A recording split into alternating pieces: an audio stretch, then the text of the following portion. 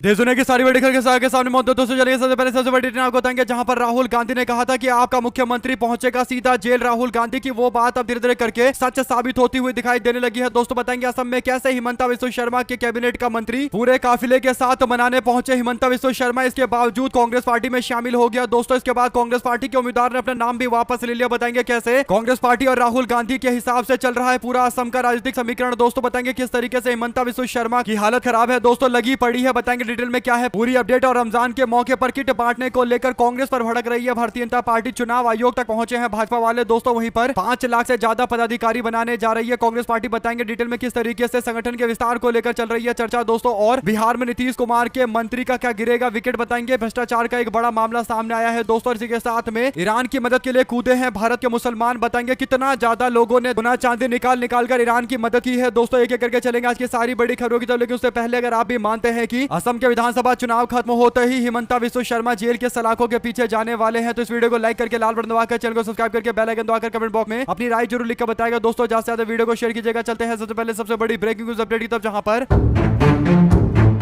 असम का विधानसभा चुनाव कांग्रेस पार्टी के कार्यकर्ताओं से राहुल गांधी के किए गए वादे के इर्द गिर्द हो रहा है दोस्तों। यानी राहुल गांधी ने कांग्रेसी कार्यकर्ताओं से कहा था कि असम का मुख्यमंत्री जेल की सलाखों के पीछे मिलेगा। राहुल गांधी ने कुछ दिनों पहले असम के विधानसभा चुनाव के प्रचार के दौरान लोगों से बातचीत के दौरान रैली को संबोधित करते हुए राहुल गांधी ने कहा कि यहाँ का मुख्यमंत्री, असम का मुख्यमंत्री खुद को राजा समझते हैं, लेकिन वो दिन दूर नहीं जब वो सत्ता में नहीं रहेंगे और लोग उन्हें जेल भेज देंगे। भ्रष्टाचार के लिए ना मोदी ना अमित शाह बचा पाएंगे। कांग्रेस के शेर उनको पकड़ लेंगे और जेल में डाल देंगे। यानी दोस्तों हिमंता बिस्वा शर्मा चुनाव के बाद जेल की सलाखों के पीछे जाएंगे। कांग्रेस पार्टी के नेताओं का भी स्पष्ट ये लक्ष्य है दोस्तों। राहुल गांधी ने भी वादा किया है कि जेल के सलाखों के पीछे भेजेंगे। इसके बाद हिमंता बिस्वा शर्मा के खिलाफ कांग्रेस पार्टी ने प्रियंका गांधी को स्क्रीनिंग कमेटी का हेड बना दिया था दोस्तों। इसके बाद पूरे चुनाव पर कांग्रेस पार्टी का दबदबा देखने को मिल रहा है। राहुल गांधी और प्रियंका गांधी ने पूरी तरीके से मोर्चा संभाला हुआ है दोस्तों। अब जो अपडेट आ रही है वो ये कि आखिरकार हिमंता बिस्वा शर्मा के कैबिनेट के मंत्री यानी उनके साथ में रहने वाले मंत्री ने कांग्रेस पार्टी में शामिल होने का फैसला लिया है दोस्तों। और कांग्रेस की टिकट पर चुनाव लड़ेंगी हिमंता बिस्वा शर्मा सरकार की मंत्री नंदिता गारलोस। और जो चर्चाएं चल रही थी कि कांग्रेस पार्टी में शामिल होंगी दोस्तों, तो सुबह सुबह पूरे लाव लश्कर के साथ में बीजेपी के मुख्यमंत्री हिमंता बिस्वा शर्मा अपनी मंत्री को मनाने के लिए पहुंच जाते हैं। मंत्री नंदिता गारलोस को मनाने के लिए जिस तरीके से वो पूरा का पूरा लाव लश्कर लेकर आए थे, इससे लग रहा था कि कुछ ना कुछ बड़ा वादा करके अपने मंत्री को मना लेंगे कि वो दूसरी पार्टी में ना जाए। लेकिन भाजपा के लोग अमित शाह के बाद हिमंता बिस्वा शर्मा को उत्तर पूर्व का चाणक्य बताते हैं दोस्तों। लेकिन हालात ऐसे है कि अपने मंत्री तक को मना नहीं पाए हिमंता बिस्वा शर्मा और खाली हाथ वापस लौटे। इसके बाद बीजेपी के कई और लोगों के फोन करवाए गए दोस्तों। इसके बावजूद बीजेपी सरकार के हिमंता बिस्वा शर्मा सरकार के कैबिनेट मंत्री नंदिता गारलोस ने अपने फैसले को नहीं बदला दोस्तों। उन्होंने कहा कि मैं कांग्रेस पार्टी से ही टिकट लेकर चुनाव लड़ूंगी। इसके बाद कांग्रेस ने अपना उम्मीदवार ऐलान कर दिया था दोस्तों। लेकिन शाम को खबर सामने आती है कि कांग्रेस पार्टी के उम्मीदवार ने भी अपना नाम वापस ले लिया है। यानी निर्मल लोंगथासा ने कहा है कि यहां से हमारी मंत्री बहन चुनाव लड़े, हम उनका सपोर्ट करेंगे। इसके बाद दोस्तों ये बात तय हो गई है कि राहुल गांधी और प्रियंका गांधी जरूर कांग्रेस पार्टी के लिए असम की राजनीति को चला रहे हैं दोस्तों। क्योंकि सोचिए कि महासचिव के पोस्ट पर है कांग्रेस पार्टी का एक नेता जिनको चुनाव लड़वाया जा रहा है हाफ लॉन्ग से। लेकिन बाद में पता चलता है कि यहां से कांग्रेस पार्टी बीजेपी सरकार के मंत्री को चुनाव लड़ाएगी ताकि इस सीट पर कांग्रेस की जीत हो, क्योंकि पिछले 10 साल से कांग्रेस पार्टी इस सीट को नहीं जीत पाई है। इसके बाद दोस्तों कांग्रेस पार्टी का उम्मीदवार भी अपना नाम वापस ले लेता है, खुशी खुशी वापस ले लेता है। तस्वीरें भी आई है और एकदम खुश दिखाई दे रहे कांग्रेस पार्टी के महासचिव और कांग्रेस के अभी के यहाँ के उम्मीदवार। पूरी तरीके से समीकरण सेट हो चुका है दोस्तों। अगर आप भी मानते हैं कि धीरे धीरे करके ये सारे समीकरण इस बात के संकेत दे रहे हैं कि चुनाव खत्म होते ही हिमंता बिस्वा शर्मा जेल में चक्की पीसते हुए नजर आएंगे। आप लोग की जो भी राय है दोस्तों लिखकर जरूर बताएगा। चलते हैं एक और बिग न्यूज अपडेट की तरफ, जहां पर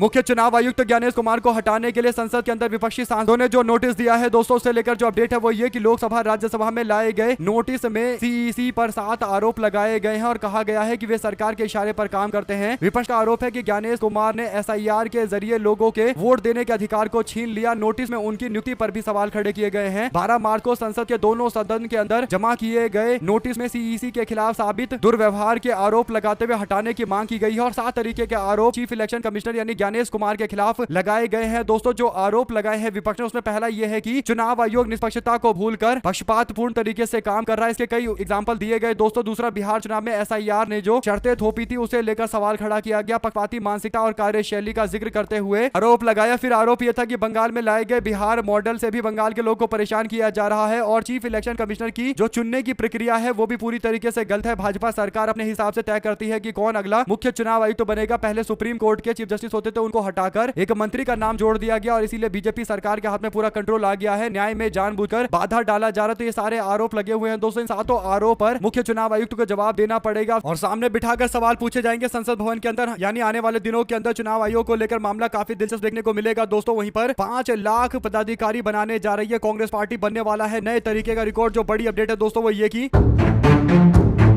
राजस्थान के अंदर कांग्रेस पार्टी ने संगठन विस्तार को लेकर जमीनी स्तर पर अपनी पार्टी को मजबूत करने का फैसला लेते हुए अभियान चलाने के साथ ही शहर और गांव के अंदर टोटल 5 लाख सक्रिय सदस्य और बनाने का फैसला लिया है। यानी 5 लाख पदाधिकारी जोड़े जाएंगे और उनको अलग अलग पोस्ट पर भी मौका दिया जाएगा। ग्राम पंचायत स्तर पर यह पूरा गाँव में नेटवर्क तैयार किया जाएगा दोस्तों। इस अभियान को कांग्रेस पार्टी अलग अलग तरीके से शुरू करने जा रही है। कांग्रेस का उद्देश्य है कि गाँव तक पकड़ बनाई जाए। राजस्थान में जब गाँव जीतेंगे तो पूरा राज्य जीतेंगे और यही कांग्रेस पार्टी की फिलॉसफी है जिस पर लगातार काम किया जा रहा है दोस्तों। साथ साथ कर्नाटका के अंदर भाजपा के लोग रमजान में कांग्रेस ने किट बांट दिया तो इस बात को लेकर चुनाव आयोग पहुंच गए। कर्नाटका की 2 विधानसभा सीटों को लेकर उपचुनाव हो रहे हैं। एक तो बागलकोट और दूसरा दावणगेरे दक्षिण विधानसभा सीट पर उपचुनाव हो रहे हैं। कांग्रेस ने उम्मीदवारों की भी घोषणा कर दी है दोस्तों। चुनाव आयोग ने तारीखों का ऐलान कर दिया है और आचार संहिता भी लागू हो गई है। इस बीच बीजेपी के नेताओं ने रविवार को दावणगेरे में कहा कि कांग्रेस के नेताओं ने चुनाव आचार संहिता का उल्लंघन करते हुए मतदाताओं को रमजान किट बांटी है। बीजेपी ने कांग्रेस पर गंभीर आरोप लगाए हैं दोस्तों। और बीजेपी के जिला इकाई के पूर्व अध्यक्ष यशवंत राव जाधव ने कहा कि कांग्रेस नेताओं ने आचार संहिता का उल्लंघन किया है। मुस्लिम समाज के लोगों के वोट लेने के लिए कांग्रेस पार्टी ने रमजान किट बांटी है। लेकिन बीजेपी के नेता ये नहीं बता रहे कि उन्होंने तो बिहार चुनाव में 10-10 हजार रुपए चुनाव के दिन में भी महिलाओं के अकाउंट में भेजे हैं, पुरुषों के अकाउंट में भी भेजे गए हैं। तब क्या चुनाव आचार संहिता का उल्लंघन नहीं हुआ था? इसका जवाब भाजपा वालों को देना चाहिए दोस्तों। आप लोग अपनी राय जरूर लिखकर बताएगा। साथ साथ चलते हैं एक और बिग न्यूज अपडेट की तरफ जिसमें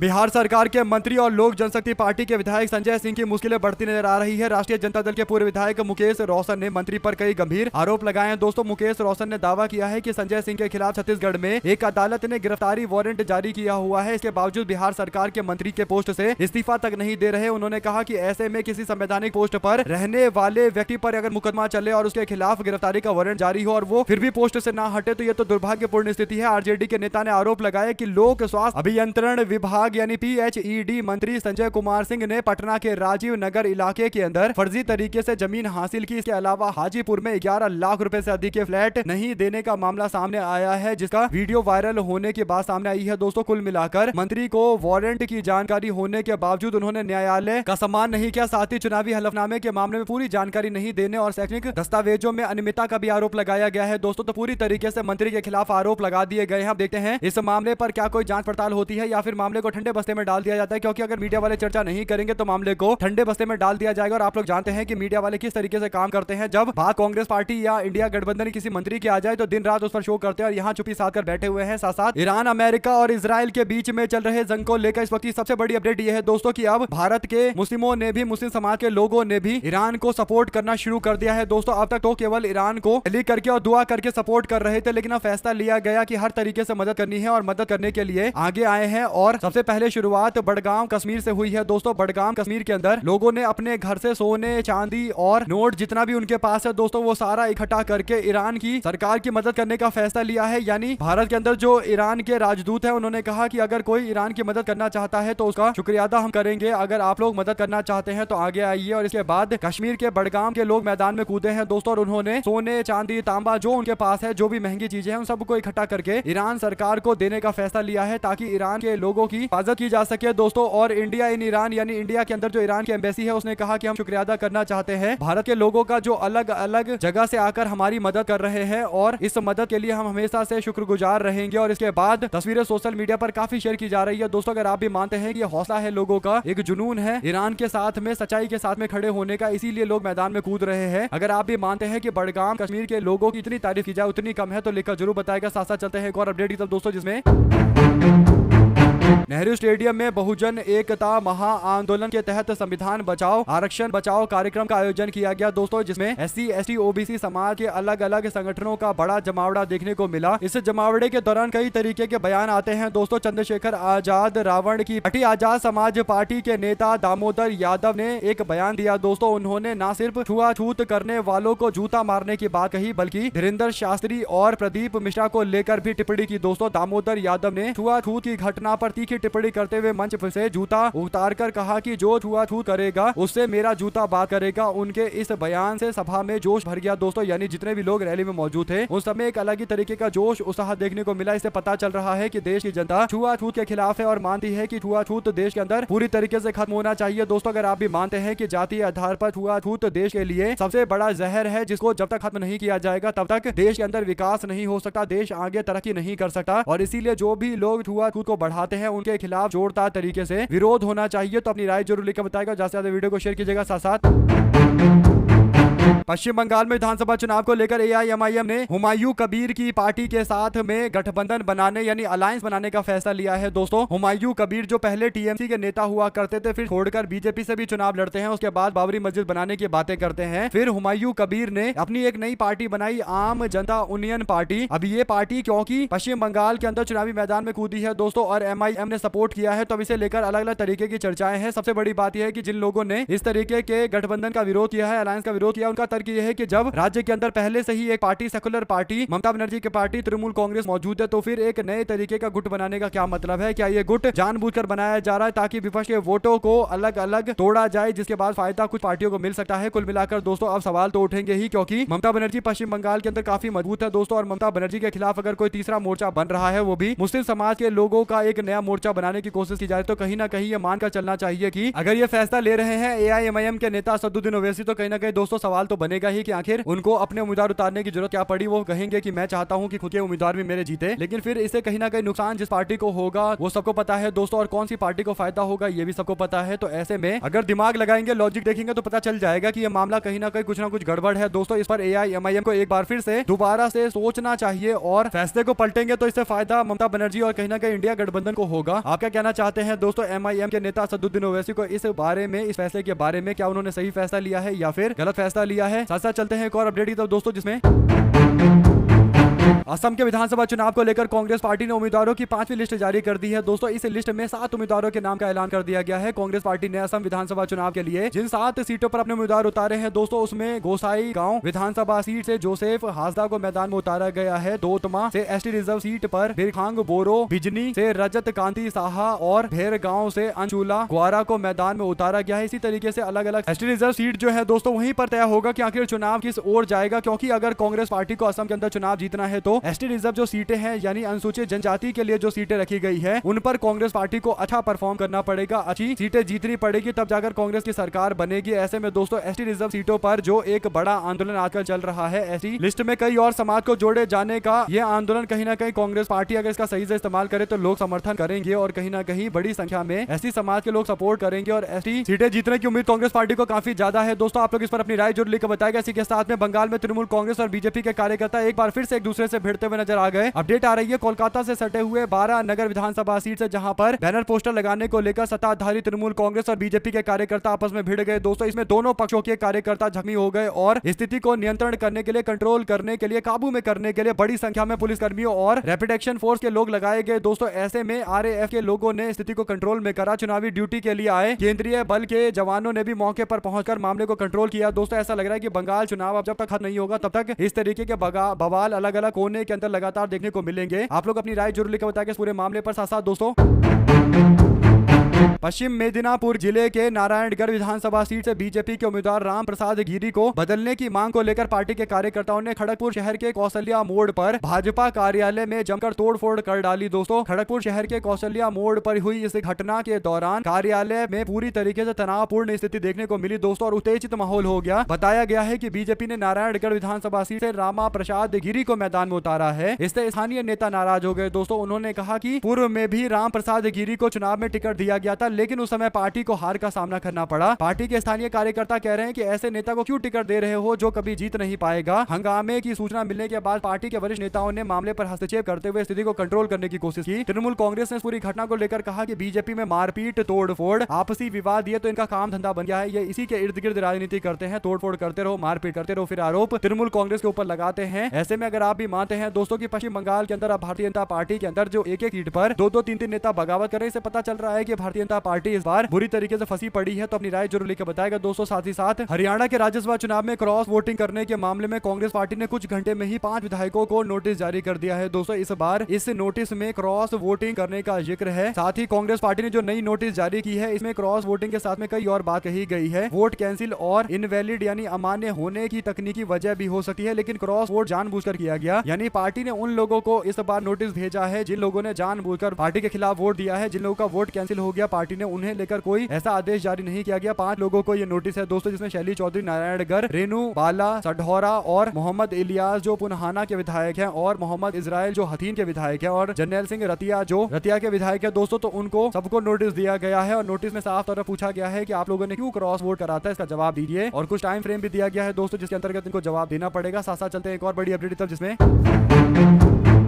केरल विधानसभा चुनाव के लिए कांग्रेस पार्टी ने अपने सभी कैंडिडेट का ऐलान कर दिया है। इसके बाद कांग्रेस पार्टी के प्रवक्ता और नेता डॉक्टर शमा मोहम्मद का दर्द हल्का है दोस्तों। उन्होंने सोशल मीडिया प्लेटफॉर्म एक्स पर कांग्रेस के नेता राहुल गांधी को टैग करके पोस्ट करते हुए कहा कि मैं राहुल गांधी जी को बहुत पसंद करती हूं, उनका सम्मान करती हूं। शमा मोहम्मद ने इसी के साथ ही कांग्रेस की लिस्ट में सिर्फ 9 महिलाओं को टिकट दिए जाने को लेकर निराशा जताई दोस्तों। उन्होंने कहा कि 92 टिकट हमारी पार्टी ने दिए, जिसमें से केवल 9 महिलाओं को टिकट दिया गया। डॉक्टर शमा मोहम्मद टीम इंडिया के कप्तान रहे रोहित शर्मा पर कमेंट करने के बाद पूरे देश भर के अंदर चर्चा में आई थी दोस्तों। तब उनको काफी ट्रोल भी किया गया था, निशाना साधा गया था। शमा मोहम्मद ने लिखा कि राहुल गांधी को मैं बहुत पसंद करती हूं, पार्टी को महिलाओं के टिकट देने पर एक बार फिर से विचार करना चाहिए। ऐसे में दोस्तों क्या कांग्रेस पार्टी उनको दोबारा से चुनावी मैदान में उतारने पर विचार कर पाएगी, एक बड़ा सवाल है। क्योंकि शमा मोहम्मद ने मैंगलोर के येनपुआ डेंटल कॉलेज से पढ़ाई की है और वो चाह रही थी कि उनको कन्नूर जिले की किसी सीट से मैदान में उतारा जाए। हालांकि पार्टी ने अपने लोगों को टिकट बांट दिए, लेकिन कुछ लोगों को टिकट नहीं बटे, तो इससे नाराजगी तो पार्टी के अंदर देखने को मिलेगी ही। साथ साथ दोस्तों मोदी सरकार में जनता की जान की कोई कीमत नहीं है। बड़ी चूक हुई दोस्तों। दरअसल अपडेट ये है कि गलत विमान भेज दिया गया कनाडा की ओर, बाद में रास्ते में पता चला कि ये गलत जहाज जा रहा है, उसको वापस लाया गया। कांग्रेस ने कहा कि जहां एयर इंडिया की एक फ्लाइट को दिल्ली से कनाडा भेजा गया, लेकिन 9 घंटे तक उड़ान भरने के बाद इसे वापस लौटना पड़ा, क्योंकि कनाडा नहीं कहीं और इसको जाना था। 19 मार्च के दिन जिस फ्लाइट को कनाडा जाना था, उसकी जगह पर दूसरे फ्लाइट में यात्रियों को बिठाकर उनको कनाडा ले जाने की कोशिश की गई। 19 मार्च के दिन फ्लाइट को दिल्ली से कनाडा जाना था। एयर इंडिया को करीब 4 घंटे के बाद समझ में आया कि उसे गलती हो गई। इसके बाद फ्लाइट को लौटने का आदेश जारी किया गया। ये कितनी गंभीर चूक हो सकती है दोस्तों। सोचिए एक फ्लाइट में लोग बैठे हुए हैं और उनको उम्मीद है कि फ्लाइट उनकी जगह पर जाएगी, बाद में पता चलता है कि उनको फ्लाइट लेकर कहीं और चली गई है। यानी अगर किसी को आसपास वाले देश में जाना हो, मालदीव जाना हो, श्रीलंका जाना हो, तो उसकी प्लेन को अगर इस तरीके से कनाडा की ओर ले जाया जाएगा, और वो भी दोस्तों प्लेन हर तरीके की होती है। कुछ प्लेन ऐसे होते हैं जो लंबे दूरी तक चलने वाले प्लेन होते हैं, उसमें फ्यूल की कैपेसिटी यानी बहुत ज्यादा तेल डलता है और बहुत ज्यादा तेल की वजह से वो लंबी दूरी तय कर पाते हैं और अपनी क्षमताएं होती हैं। हर एरोप्लेन की दूर तक जाने वाले एरोप्लेन अलग लेवल के बनते हैं, अलग तरीके से बनते हैं। लेकिन यहाँ पर सोचिए कि किसी भी प्लेन को उठाकर दोस्तों दूसरी ओर भेज दिया गया। ये काफी अलग तरीके का मामला है, बहुत बड़ी चूक का मामला है। अगर आप भी मानते हैं कि इस पूरे मामले पर मंत्री को जवाब देना चाहिए, जो चुप्पी साध कर आजकल बैठे हुए हैं। साथ साथ एबीपी न्यूज के एक कार्यक्रम में कांग्रेस पार्टी की प्रवक्ता मौजूद थी दोस्तों। इस दौरान कांग्रेस पार्टी की प्रवक्ता के सामने आकर बीजेपी की एक महिला जो अपने आप को निष्पक्ष बताती है और कहती है कि मैं तो इस शो को देखने के लिए आई हूं, यानी अपने आप को ऑडियंस बताती है बीजेपी की महिला नेत्री, और वो कांग्रेस पार्टी के प्रवक्ता से ऐसा सवाल पूछती है दोस्तों, कठिन सवाल पूछती है, बल्कि यूं कहिए कि एक नेता की तरह सवाल पूछती है। इस बात पर कांग्रेस पार्टी के प्रवक्ता समझ जाते हैं ये कोई आम इंसान नहीं है, आम जनता नहीं है, ये जरूर किसी पार्टी से जुड़ी हुई है। इसके बाद उन्होंने चित्रा त्रिपाठी को जमकर फटकार लगाते हुए कहा कि भाजपाइयों को यहाँ पर आपने ऑडियंस के नाम पर, जनता के नाम पर बिठा रखा है ताकि कांग्रेस के खिलाफ ये लोग टिप्पणी करते रहे। शो को छोड़कर कांग्रेस पार्टी के प्रवक्ता चले जाते हैं दोस्तों। उन्होंने तो अंदाजे से बोला था कि ये भाजपा का कोई नेता ही है, कोई आम जनता नहीं है जो सवाल पूछ रही है। बाद में पता चलता है कि हाँ, ये भाजपा का ही नेता है दोस्तों, भाजपा की ही नेत्री है। रचना जैन इनका नाम है, जिला सोशल मीडिया सह संयोजक नोएडा महानगर, मोदी परिवार, ये के बायो में लिखा हुआ है। तो इससे समझ में आ रहा है कि ये मोदी जी के परिवार का हिस्सा है, यानी भारतीय जनता पार्टी का हिस्सा है दोस्तों। और इनको एक आम जनता बताकर बिठाया गया था और कांग्रेस के खिलाफ टिप्पणी कराई जा रही थी। कांग्रेस के प्रवक्ता से सवाल के नाम पर प्रोपेगेंडा फैला रही थी, जिससे पता चल रहा है कि कैसे ये पूरे शो प्रायोजित किए जाते हैं दोस्तों, किस तरीके से मैन्युफैक्चरिंग की जाती है। साथ साथ चलते हैं एक और बड़ी अपडेट की तरफ, जहां पर राजस्थान के अंदर इंडियन एयरफोर्स ने सुमित को अरेस्ट किया है दोस्तों। सुमित नाम के एक व्यक्ति को अरेस्ट किया गया है, जो इंडियन एयरफोर्स का स्टाफ था और पाकिस्तान के साथ में इसके लिंक थे, यानी जासूसी से इसके लिंक थे। पाकिस्तान के लिए जासूसी कर रहा था, भारत की इन्फॉर्मेशन पाकिस्तान को भेज रहा था दोस्तों। इसका नाम सुमित है, तो आपने न्यूज चैनल पर नहीं देखा होगा। साथ साथ चलते हैं एक और बड़ी अपडेट की तरफ, जिसमें